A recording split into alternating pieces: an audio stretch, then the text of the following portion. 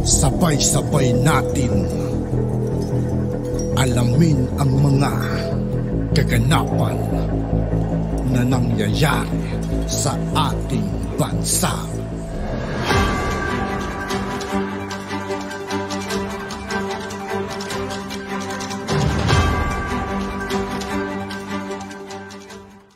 Yo, what's up mga kaibigan? This is I2K po again. Ngayon nandito ulit tayo sa channel ni Pinas News Insider. Dito ulit tayo magbibigay ng komento at reaksyon. Kaya samahan nyo ako guys. Let's go! Ito ang balita ngayon. Trending ngayon sa mundo ng social media. Ang di umano'y balitang Senator Risa Hontiveros tila nagisa sa sariling mantika. Matapos isiwalat ng ilang mga source na totoo di umano ang bintang sa kanya sa pagwawaldas di umano nito ng pera ng PhilHealth. Ito'y ayon mismo sa ilang mga vlogger na nagpatunay at ipinost pa sa social media na ginamit di umano para sa kanyang sariling interes at pangangampanya noon nung tumakbo siya sa napakaraming pagkakataon bilang senator ng bansa. Ano nga ba ang katotohanan tungkol dito? Ating alamin. Pero bago ang lahat, sa lahat ng hindi pa nakasubscribe mga kaibigan kay Pinas News Insider, mag-subscribe na po tayo at huwag nyo rin pong kalimutan mag-subscribe dito sa aking channel. Bago ka pa lamang sa aming channel, please huwag kalimutang mag-subscribe at i-click ang notification bell para mas maging updated pa kayo lalo sa lahat pa ng bagong video na i-upload namin. At eto na nga mga kababayan, isang pasabog noon ang nangyaring malamafia di umano sa loob ng PhilHealth kung saan tila idinadawit na rin ang pangalan ng senador na si Risa Hontiveros na isa di umano sa mga nagwaldas ng pera ng naturang ahensya. Sabi naman ng sikat na vlogger na si Crisette Lauretachu sa kanyang Facebook account, tunay ang bintang ng mas maraming kongregista at lawmakers sa anomalyang kinasangkutan ni Risa Hontiveros nung siya'y board member pa o director ng PhilHealth. Hindi man raw aminin ni Risa ang kanyang mga ginawang anomalya sa loob ng ahensya. Ngunit may magpapatunay di umano na totoong winaldas ni Risa Hontiveros ang pera ng naturang ahensya. Una sa listahan ay ang tila questionableng advertisement ng PhilHealth kung saan gumastos ng milyon-milyong halaga. Tila hindi naman daw napakinabangan ng mas marami sa ating mga kababayan. Matatandaang maging si former Senator Ernesto Herrera ay isa sa mga hindi sumang-ayon sa paggastos ni Risa Hontiveros sa nasabing budget ng PhilHealth. At noong 2015 ay inilabas mismo ni Ernesto sa isang artikulo na ginamit lamang pang front ni Risa ang pagkakaroon ng advertisement sa PhilHealth para magkaroon ng pagbubulsa ng pera ng kaban ng bayan. Dito na nga isiniwalat mismo ng kilalang sikat na vlogger na si Crisette Lauretachu na totoo di umano ang bintang kay Risa Hontiveros at patungkol sa nangyayaring anomalya sa loob ng nasabing ahensya kung saan kasabwat di umano sa nawawalang bilyon-bilyong pisong halaga. Narito ang naging post ng sikat na vlogger na si Crisette Lauretachu. Maniningil ang kasaysayan, di ba Senator Risa Hontiveros? PhilHealth does not need to put out TV ads starring its PhilHealth chairman. But when Risa Hontiveros was going to run for senator, her ads was always running on TV across multiple channels. Back then, the cost to run the ad was about 440,000. No tax yet, just basic cost per 30 seconds. Per 30 seconds, how many times did the PhilHealth ad came out? Former Senator Ernesto Herrera once warned that the Public Health Fund was losing money for advertising during Risa's imminent run for Senate in 2016, as PhilHealth was spending for her information campaign. Kailangan nga naman, Risa ran and lost in 2013. I think she also lost in 2010. She badly needed the PhilHealth platform. One of many ways the previous administration legalized its spending for election using our own money. Many years ago, Loren Regarda would also have PhilHealth ads. As if kailangan ni PhilHealth mag-ad at kailangan si Risa Hontiveros pa talaga. during the time she was running for Senate. Kaya pala ang hilig niyong magparatang na propagandist si Duterte kasi kayo mismo government funds ginagamit niyo. So ano ulit, walang kinalaman si Risa Hontiveros sa pang-aabuso sa funds ng PhilHealth? Anong tawag sa garapalang paggamit ng PhilHealth to help boost awareness about Risa?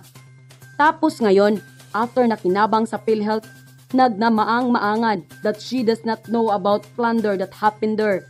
Okay Risa, how did you allow this to happen? I hope the Commission on Audit breaks down the actual expenditure because this aired for many months. Pero Risa, kung si Duque gumamit ng PhilHealth ads for propaganda, your hypocrite mouth will round off for sure, pretending to be some social justice warrior concerned about spending. Ano, you're not some social justice warrior? Risa, you're just paying off your utang na loob to the administration that finally give you your much desired Senate set. Buko na kayo, marami pa ang lalabas. So hi everything sa mga ngayon lang politically aware na akala mo paggising nila ng 2016, yung perfect Pilipinas nila, ganito na ang itsura.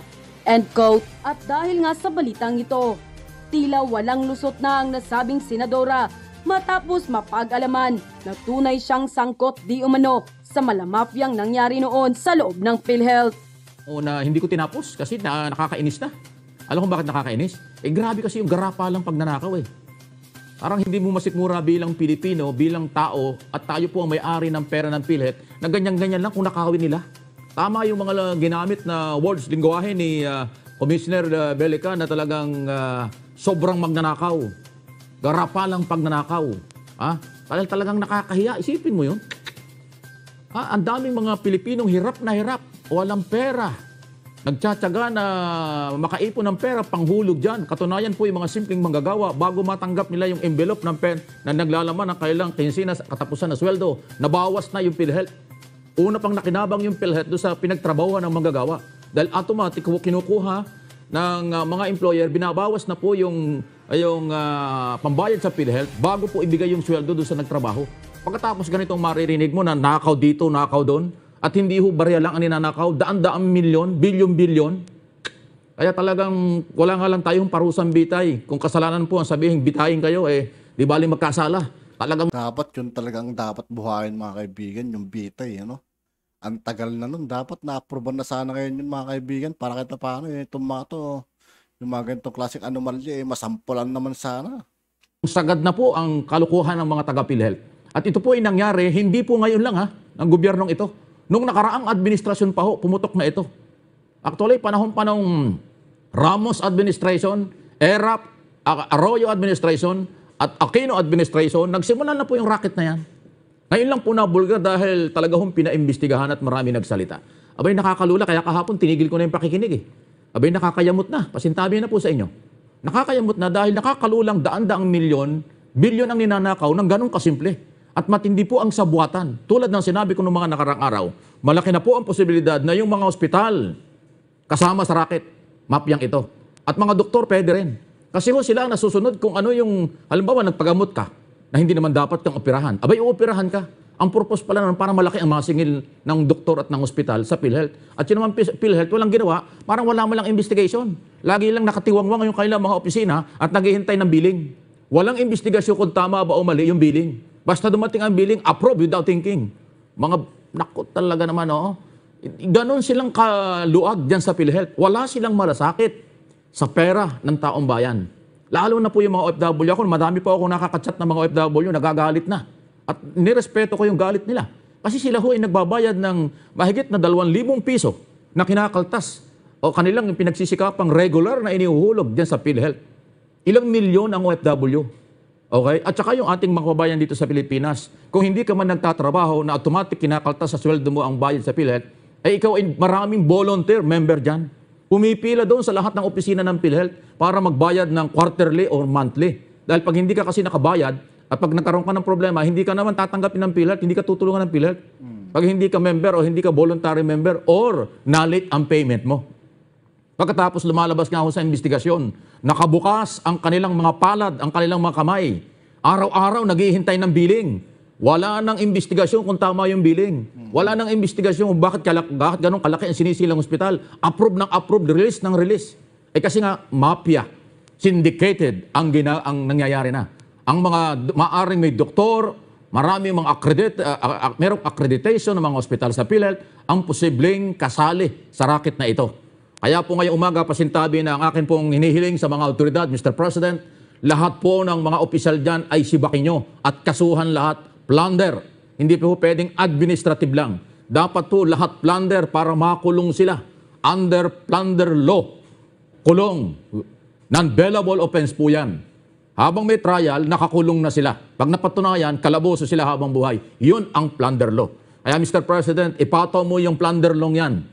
At yung pong task force na nag-iimbestigang inutusan ng Pangulo mula sa Presidente ng PhilHealth, lahat ng Vice President, lahat ng Division Chief, mga provincial at regional director ng PhilHealth na involved dito, kasuhan po ninyo ng plunder at nang matigil ito. Pag hindi po ito ginawa, walang mangyayari. Maniwala kayo.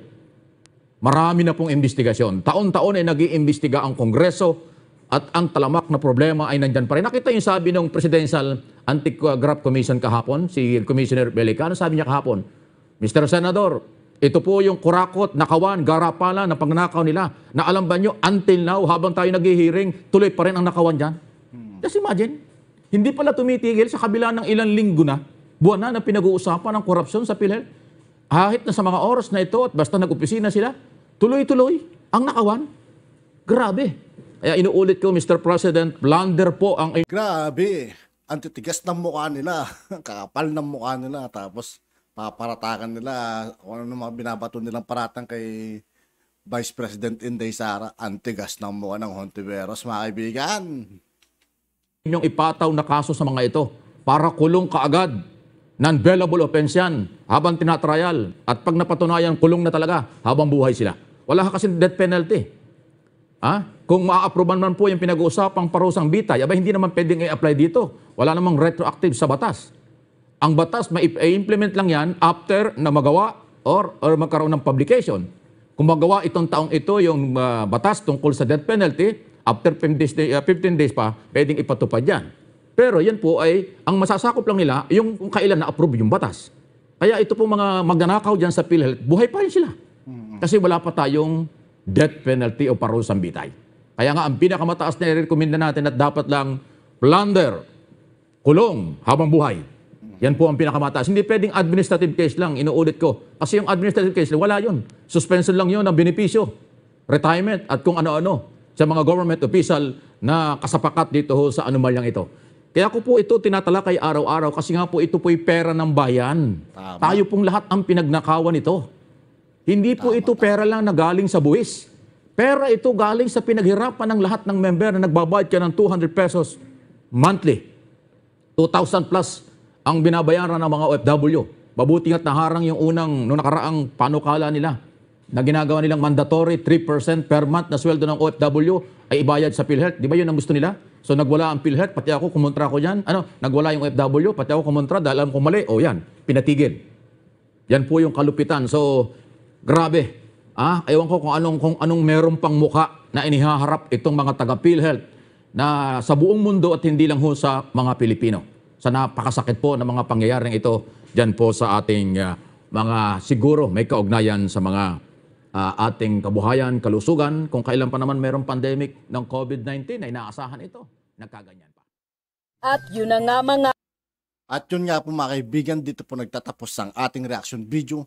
Muli ako po si I2K ng Sundalo ng Dunggalo at 811. Maraming salamat sa patuloy na pagsuporta. Peace out.